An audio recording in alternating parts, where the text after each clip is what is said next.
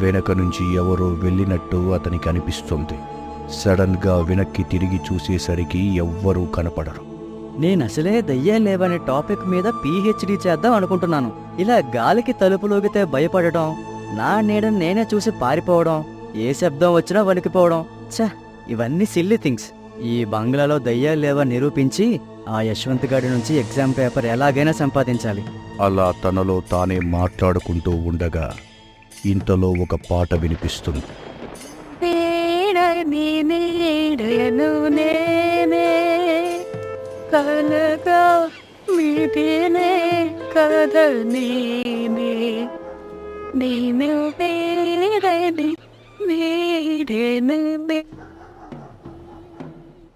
అంటూ ఒక్కసారి ఉలిక్కిపడి చూడగా మోక్షిత్ సెల్ రింగ్ అవుతుంది.